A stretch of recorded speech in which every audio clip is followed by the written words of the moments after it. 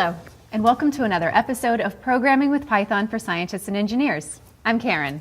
And I'm Josh. So far in this series, we've looked at how to create variables to store values and to use those variables within expressions or statements. Today, we'll learn about the building blocks within Python that make our programs do interesting things. Computers really don't do much. They can store data into memory, fetch data from memory, perform computations, make decisions, and repeat commands. But with those very simple concepts, we can write programs that can do amazing things. First, we'll learn how to make decisions. For this purpose, we need a special kind of expression called a Boolean expression. Booleans can be only one of two values, true or false. This is represented in Python as true and false, capitalized as shown. We can form Booleans by making comparisons between two quantities. For example, we can compare the values of two variables, a and b, as a less than b, a less than or equal to b, a greater than b, a greater than or equal to b, a is equal to b, a not equal to b. The comparisons must make sense for the type. For numbers, we use numerical ordering, 1 less than 2. For strings, we use lexical or dictionary ordering as specified by the text standards, that is, the encoding rules for the characters. Interestingly, capital letters are considered to be less than lowercase letters. Capital Z is less than lowercase a. We can combine comparisons into compound Boolean expressions with the Boolean operators and, or, not. Keep in mind that or is not quite the same as its English equivalent. In most natural languages, or is usually exclusive. You can have ice cream or cake, but not both. Do you want soup or salad with your meal? In most programming languages, or is inclusive, non-exclusive. For example, the variable ice cream okay equals true, the variable cake okay equals true. Ice cream okay or cake okay evaluates to true.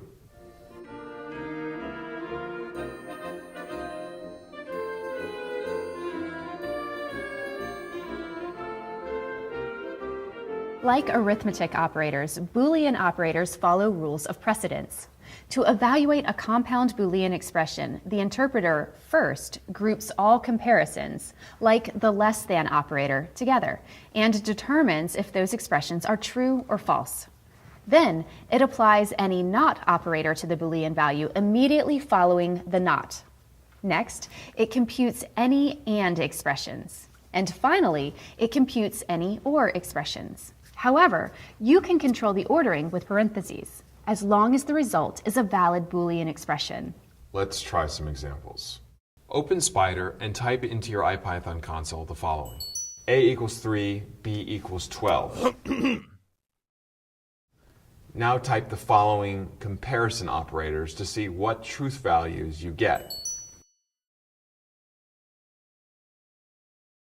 Are the results what you expected? Remember, the interpreter follows the rules precisely when evaluating Boolean expressions. If the result is not what we were thinking it would be, then we have an error in our logical thinking. Now try this expression.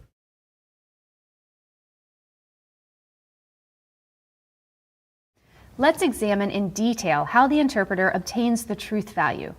Each comparison operator is identified and evaluated. Not A is equal to B, or A less than B, and B is equal to 12. Not 3 is equal to 12, or 3 less than 12, and 12 is equal to 12. Not false or true, and true. Each not operator is identified and applied. Not false or true and true. True or true and true. Each and operator is identified and applied. True or true and true. True or true. Each or operator is identified and applied. True or true. True. Now try this expression.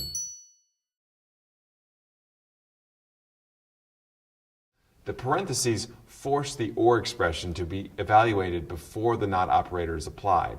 This simple difference causes the overall truth value to change. A handy thing that Python permits is chaining of comparison operators. This expression is equivalent to A is less than or equal to X, and X is less than B, which is how it would be written in most programming languages. Now that you know about Boolean expressions, you can create variables that are of Boolean type. The variable is greater equals A greater than B.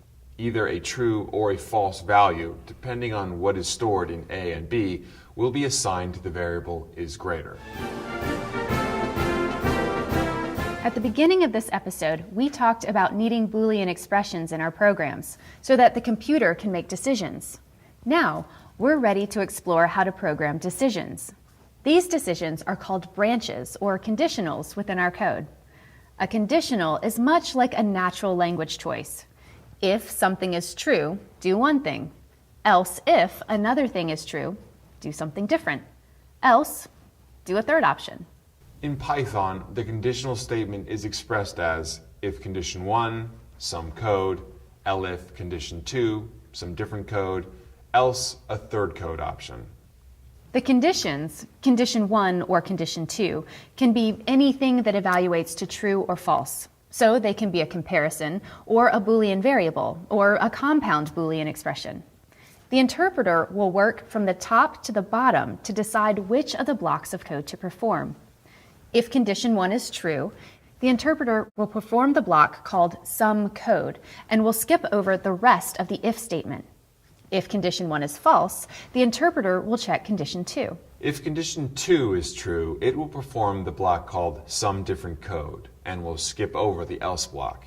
If condition 2 is false, the interpreter will perform the block called a third code option by default. That is, if all previous conditions have failed, then the block for the else condition is performed. It's also important to observe the formatting and rules for the conditional statement. Colons must be used at the end of each if or elif or else line. This is essential. A code block, one or more lines of code, must follow each line that ends with a colon. In Python, indentation level indicates a code block. The number of spaces is not important as long as it's consistent throughout the block. And please, don't use tabs.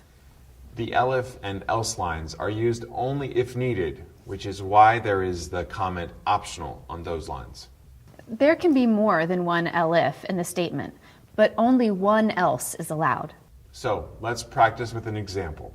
In Spyder, open a new file and save it as conditional.py. Type in the following in your editor pane. You may want to pause the video while you type.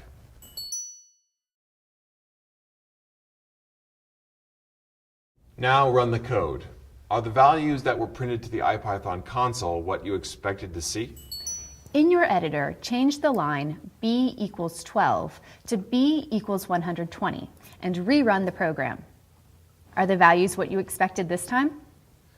Continue trying different values for A and B until you feel comfortable with the results.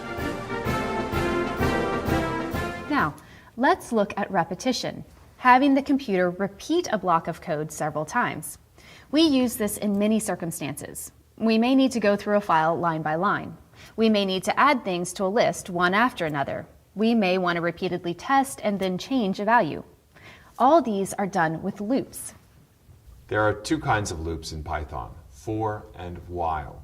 Let's look at the for loop first. A for loop steps through the items in a sequence.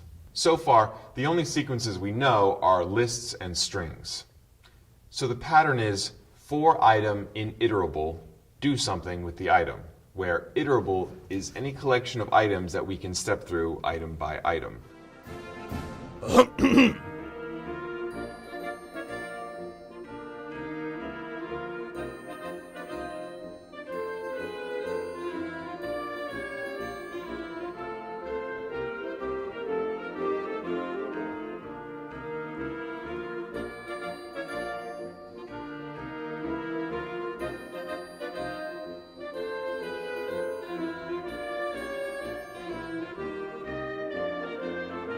When the interpreter encounters a for loop, it takes a copy of the first item in the iterable and stores it in the loop variable. The loop variable in each of our examples has been item, but as with any variable, we can call it whatever we want.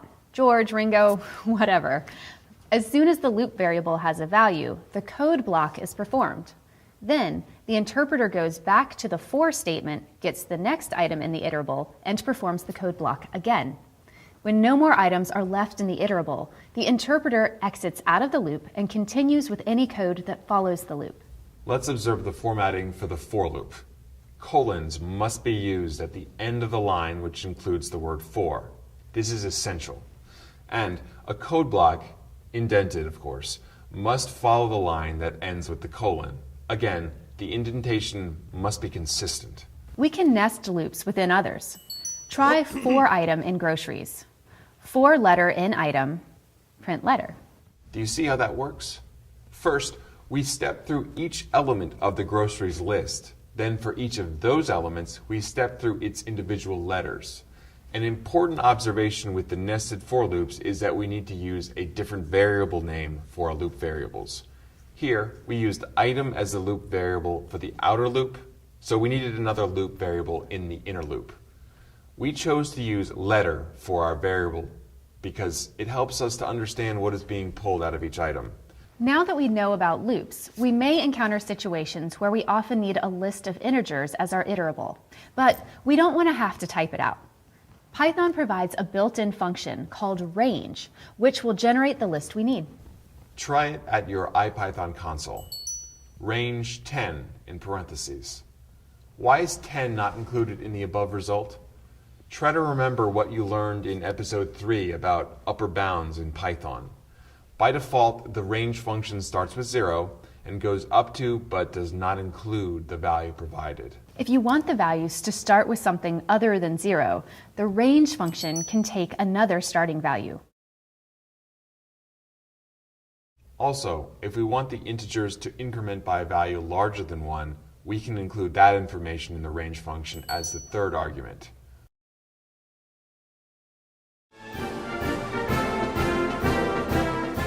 Now, you're at the point where you can combine several Python constructs to build a piece of code that can perform a specific task. In Spider, open a new file and save it as loop.py. Then type the following in the file. Now run the file. Can you think of a reason to use len of xlist in the range function? In this example, we are not pulling the items from the list to print.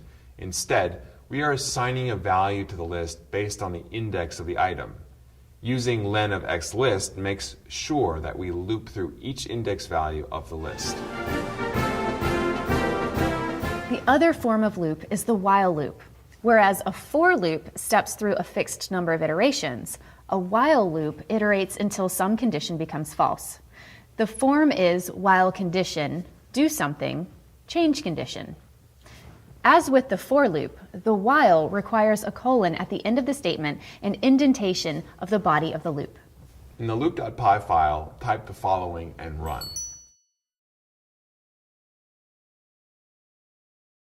This should print the numbers 0 through 99. What happens when you change the condition to I less than equal to 100? What happens when you change the line I equals 0 to I equals 101 before the loop? When the interpreter encounters a while loop, it checks the truth value of the condition. If the value is false, the interpreter skips over the code block and continues with any code that follows the loop. If the condition is true, the interpreter performs the code in the code block and then returns to the condition to check if it is still true. As long as the condition remains true, the interpreter will repeat the execution of the code block. If at any iteration the condition is false, the interpreter will jump out of the loop and continue with the code that follows the loop. In the case of a while loop, it is extremely important that at least one statement in the code block changes a variable which in turn causes the loop condition to become false. For example, what would happen if you left out the I plus equals 1 statement in the previous code? If you do this while using Spider, you'll have to force the program to halt. Look for a square red button in the upper right corner of the IPython console window. Click on the red button to stop the current command. There may be situations where we need to jump out of a loop earlier than originally expected. We can use a break statement in that case. Type the following code in your loop.py file. The break statement here causes the interpreter to jump completely out of the loop when I is 19. Why is the value 19 not printed?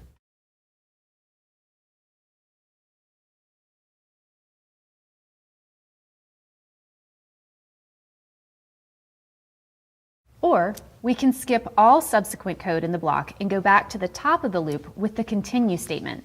Type the following code in your loop.py file.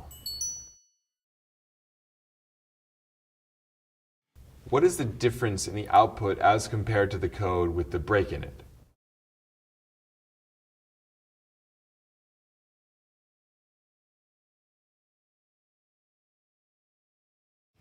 This episode has covered a lot of important information: writing compound Boolean expressions, if statements, for loops, and while loops.